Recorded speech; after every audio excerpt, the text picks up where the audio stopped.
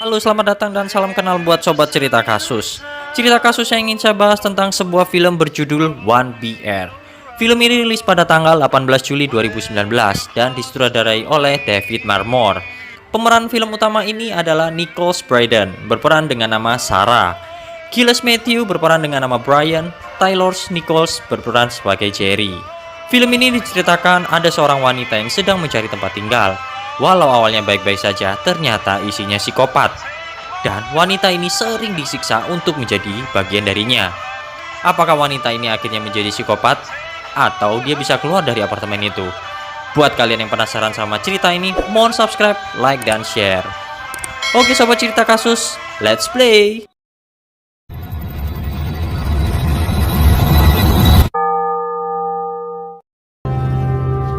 Di awal film ini, Sarah ingin memulai hidup baru. Sarah akhirnya memutuskan untuk merantau. Sarah akhirnya mencari sebuah tempat tinggal dan akhirnya dapat apartemen mewah daerah Manyar bernama Asilo de Mar. Karena gaji Sarah ini UMR, jadi apartemen mewah ini sangat terjangkau buat Sarah. Sarah akhirnya masuk apartemen itu dan melihat suasana di apartemen tersebut.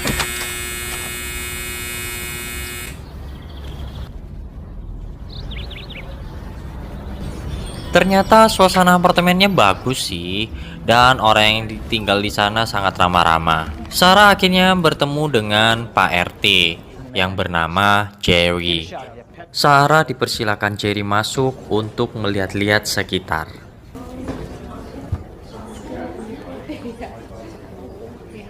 Saat ngobrol-ngobrol, Pak RT bertanya, "Punya peliharaan?" No. Sarah menjawab, "Tidak punya." Start a new life. That sounds ridiculous. Sarah akhirnya minta dibookingin satu kamar pojok deket jendela. Mungkin biar bisa ngerokok kali ya. Karena masih penuh, jadi Sarah belum bisa menempati atau tinggal di apartemen tersebut. Sarah akhirnya terpaksa harus menginap di motel untuk sementara waktu sambil mencari tempat tinggal. Oh ya sobat, ini kucing ya. Pas malam, Sarah lagi asik main Facebook, ditelepon ayahnya. Ternyata Sarah keluar rumah karena ribut dengan ayahnya. Keesokan harinya, Sarah mulai masuk kerja di hari pertamanya. Pagi-pagi biasalah. Gua telepon buat ngucapin good morning dan jangan lupa sarapan. Tapi pas ditelepon, Sarah bilang lagi sibuk, jangan telepon sekarang. Oke lah kalau begitu.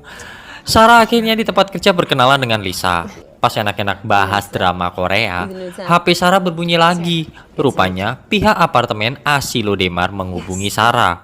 Pihak apartemen infoin kalau kamar yang di request Sarah ini sudah ada dan bisa ditempati sekarang.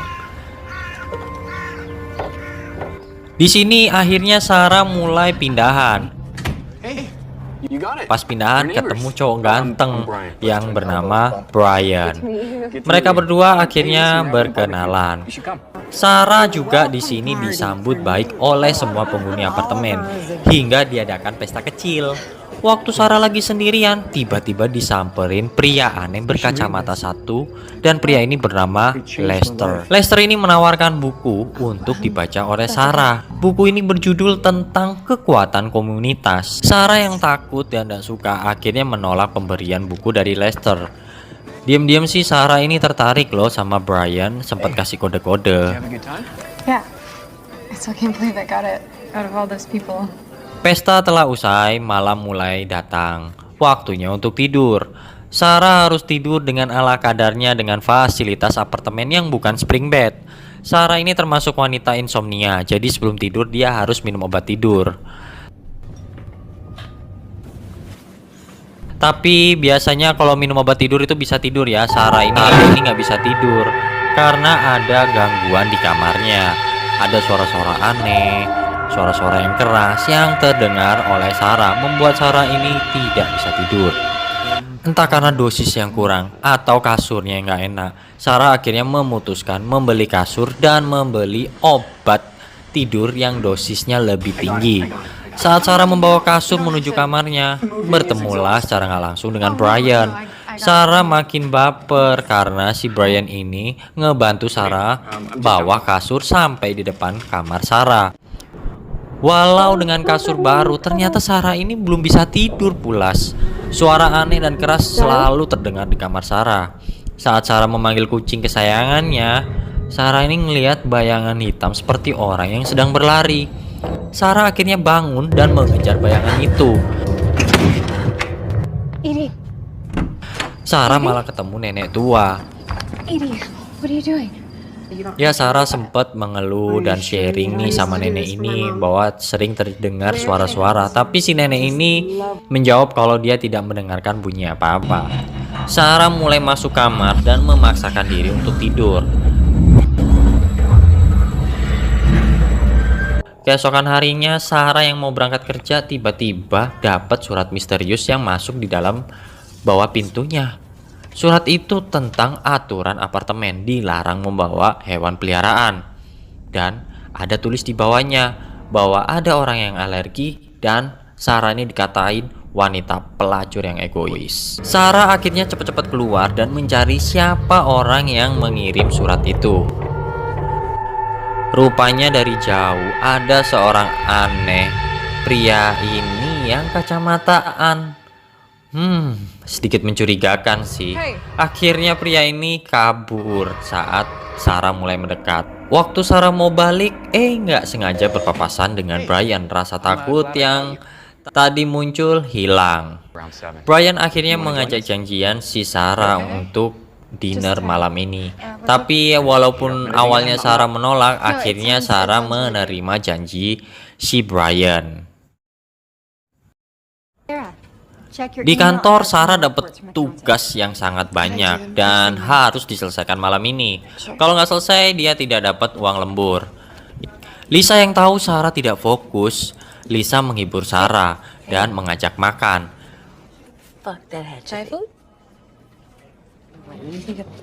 Lisa akhirnya menemani Sarah hingga pulang di apartemen. Waktu mau masuk apartemen, Lisa ini dan Sarah bertemu papasan dengan Brian. Rupanya Sarah menolak, akhirnya membatalkan acara dengan Brian karena ada temannya Lisa.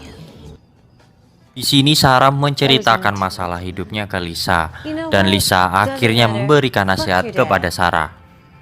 Aku cukup ingatkan diriku sendiri bahwa ini adalah hidupku.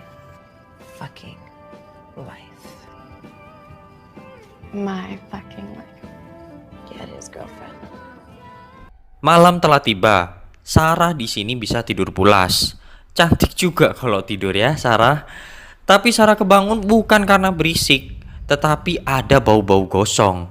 Nggak lama kemudian bunyi alarm panggangan yang sudah matang. Sarah kemudian bangun dan menuju dapur, dan ternyata kucingnya sudah hangus terpanggang di panggangan oven.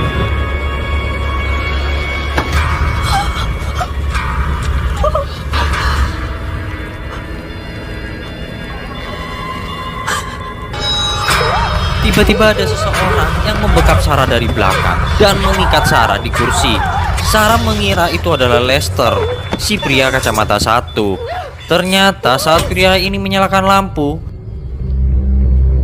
pria ini adalah Brian yang melakukan semua. Brian rupanya membawa tas koper. Di sini Brian membawa tas berisikan suntikan. Sarah yang tahu dia tidak aman, Sarah berteriak minta tolong. Tapi nggak ada satu orang pun yang mendengar dan menolong Sarah. Sarah sempat berhasil kabur keluar kamar dan sempat bertemu penghuni lain. Sarah mengira akan dibantu, ternyata tidak. Wanita ini malah membantu Brian. Sarah hanya lemas, bisa berteriak, tapi penghuni lain tidak sama sekali mau menolong, hanya bisa melihat. Kemudian Sarah disuntik. Di sini Sarah yang sadar sudah berganti pakaian seperti tahanan dan berada di ruangan tertutup mirip seperti dalam tahanan. Sarah berteriak minta tolong. Tidak lama kemudian masuklah Jerry dan Brian. Jerry menjelaskan kalau sudah memutuskan semua hubungan Sarah dengan orang-orang yang mempedulikan dengan Sarah, seperti merisenkan pekerjaan hingga menutup akses kartu kreditnya. Di sini Sarah disuruh menghadap ke dinding dan meletakkan kedua tangannya di tembok. Sarah jadi ingat waktu pertama kali datang ada bekas tambalan di dinding. Sarah awalnya menolak untuk melakukan itu. Kemudian Lester datang, masuk dan mendekat ke Sarah. Di sini Lester berbisik ke Sarah, kalau jangan melawan, nanti mata dan telinganya dibuat cacat seperti saya. Sarah yang pasrah dan akhirnya menurutinya. Sarah di sini disuruh meletakkan kedua tangannya di tembok dan tidak boleh beristirahat kalau lampunya ini sudah padam. Sarah mulai menjalankan perintahnya. Jerry dan Brian mengawasi Sarah dari kamera CCTV. Rupanya Sarah ini tidak kuat dan terjatuh. Jerry dan Brian masuk. Sarah di sini menangis minta maaf dan minta untuk dibebaskan. Sarah kemudian diberi hukuman memaku kedua tangan Sarah ke dinding. Dan dipakulah tangan Sarah dan moncrot. Ini lucu, asu. Tangan Sarah sudah terpaku. Darah mulai mengalir di dinding. Sarah mulai berhalusinasi ayahnya.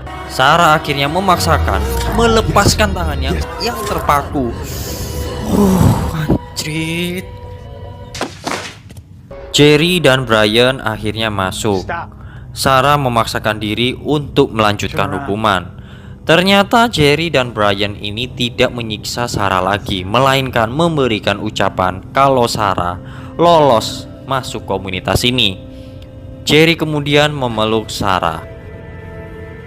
Sarah akhirnya diperlakukan dengan baik oleh semua penghuni apartemen. Sarah kemudian dites kejujuran. Karena bagi komunitas dia kejujuran adalah landasan dari mereka. Tidak boleh ada yang ditutup-tutupi atau dirahasiakan. Sarah yang diberi buku akhirnya dibaca. Sarah walaupun sudah lolos tapi masih diawasi oleh kamera CCTV. Ada waktu di mana Sarah akhirnya membaur dengan penghuni lain. Di komunitas ini juga diajarkan untuk saling tolong-menolong. Tidak boleh sibuk dengan gadget. Akhirnya Sarah kembali dites oleh Jerry dan Brian. Dan pertanyaan itu adalah, sebutkan 4 landasan komunitas ini. Tidak egois, keterbukaan, penerimaan, dan keamanan. Tapi saat ditanya, apakah kamu mau bergabung dengan komunitas ini?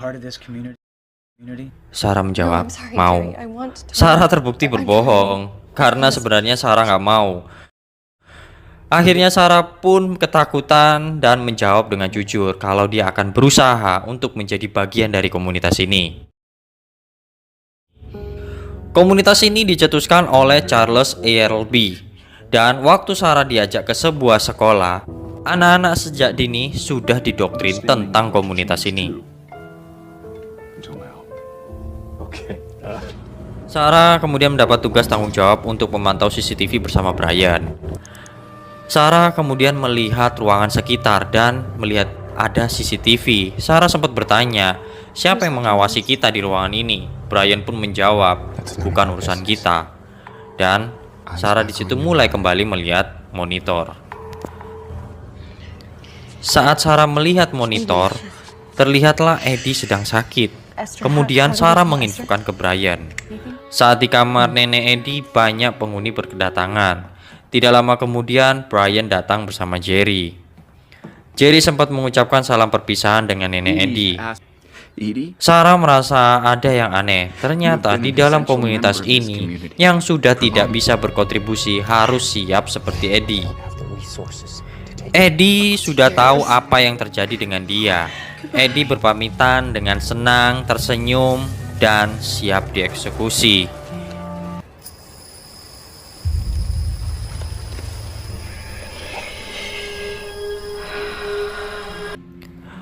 Beberapa hari kemudian, Sarah kembali dites kejujuran. Apakah mau bergabung dengan komunitas ini? Sarah dengan tegas menjawab, "Iya." Sebagai tanda Sarah menjadi bagian keluarga komunitas ini yang sah, harus diberi tanda seperti ini. Oh, Cuk. Brian pun mengatakan kalau semua orang memiliki tanda seperti ini, sambil Brian menunjukkan kalau dia juga memiliki tanda seperti itu. Pesta perayaan Sarah dimulai. Dan di dalam pesta ini Sarah dijodohkan dengan Lester. Sarah sebenarnya nggak suka sama Lester, tapi Sarah juga takut dengan si Jerry. Sarah akhirnya mau nggak mau harus menerima perjodohan ini. Sarah kemudian dibawa ke kamar Jerry untuk diajak uhu-uhu. Untungnya waktu mau uhu-uhu, Jerry masuk ke kamar Lester dan memanggil Sarah. Ternyata ayah Sarah itu datang. Di sini Sarah diancam untuk tidak kembali ikut bersama ayahnya. Dan kalau sampai terjadi, ayahnya akan dibunuh di tempat. Di sini Sarah sebenarnya sudah memaafkan ayahnya, tetapi karena ayahnya hampir ingin dibunuh, Sarah kemudian memaki-maki ayahnya hingga ayahnya marah dan menampar Sarah. Sarah akhirnya berhasil membuat ayahnya keluar. Di situ juga berhasil menyelamatkan ayahnya. Brian kemudian menenangkan Sarah dan memeluk Sarah. Sarah kemudian kembali ke kamar Lester. Lester rupanya tidak ngajak uhu-uhu, tetapi menunjukkan mesin jahit yang bertuliskan Sarah. Sambil Lester menceritakan kalau dia itu pernah berpikir untuk kabur atau bunuh diri. Tetapi Jessie, mantan istrinya yang sudah meninggal, mengatakan kalau untuk tetap hidup dan bertahan di sini. Di sini akhirnya Sarah mulai mengerti kondisi Lester. Apartemen ini mulai mencari penghuni baru untuk kamar yang kosong. Ternyata banyak juga yang daftar untuk tinggal di apartemen Asilo Demar. Lisa rupanya mendaftar juga, dan akhirnya Lisa terpilih menjadi penghuni baru. Sarah melihat Lisa dari CCTV. Ternyata gangguan suara-suara itu memang disengaja oleh komunitas ini, dan sosmed pun diretas untuk memutuskan semua komunikasi dengan orang luar. Di sini Sarah mendengarkan suara Lisa merintih kesakitan dan teringat di mana dia dulu pernah mengalaminya. Lisa rupanya melawan di dalam ruangan itu. Sarah pun sempat berucap kalau Lisa itu tidak mungkin kuat. Jerry kemudian menyuruh Sarah untuk menemani Lisa. Lisa sempat melawan dengan Sarah karena menganggap Sarah itu sudah bagian dari mereka. Lisa akhirnya diberi hukuman oleh Jerry.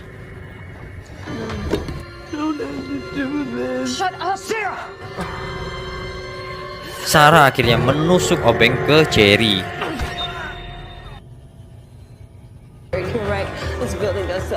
Sarah dan Lisa akhirnya melarikan diri, tetapi sayangnya Lisa ditembak kepalanya oleh Jerry.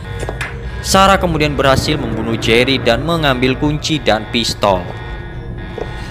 Sarah di sini mengira kalau ketua dalam komunitas ini adalah Jerry, tapi setelah melihat kalau Jerry mempunyai tanda di telinga dan luka paku di tangannya, berarti bukan Jerry ketua dalam komunitas ini.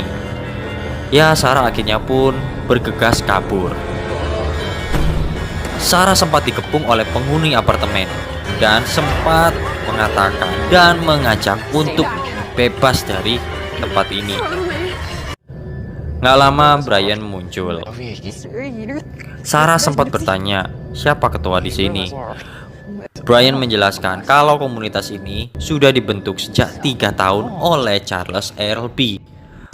Brian pun akhirnya ditembak oleh Sarah. Sarah kemudian melanjutkan berlari untuk keluar. Tetapi saat mendekati pintu, Sarah berhasil ditangkap. Lester pun akhirnya berhasil merebut pistol Sarah. Lester pun menembaknya. Ternyata bukan Sarah yang ditembak. Kemudian Lester berlari mendorong Sarah. Lester berhasil menyelamatkan Sarah untuk keluar dari situ. Kemudian Lester bunuh diri. Setelah Sarah melihat Lester bunuh diri, Sarah kemudian bergegas berlari menjauh dari apartemen itu. Sarah di sini sadar kalau komunitas ini tidak hanya di apartemen itu aja. Sudah banyak komunitas itu di wilayah ini. Alarm pun akhirnya berbunyi. Sarah di sini hanya bisa menangis dan tertawa.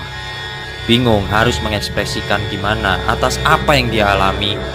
Sarah kemudian harus melanjutkan berlari dan film berakhir. Ya, ending film ini kurang greget sih kalau menurutku. Anggap aja Sarah sekarang sudah pulang ke rumah bersama ayahnya. Di film ini ada segi positif dan negatifnya. Ya, positifnya kita diajarkan lebih menghargai, saling tolong-menolong dengan sesama. Tetapi nggak perlu harus dengan penyiksaan, memberikan tanda atau ya sejenis tadi di film. Oke sobat, terima kasih dan sampai jumpa di cerita kasus berikutnya.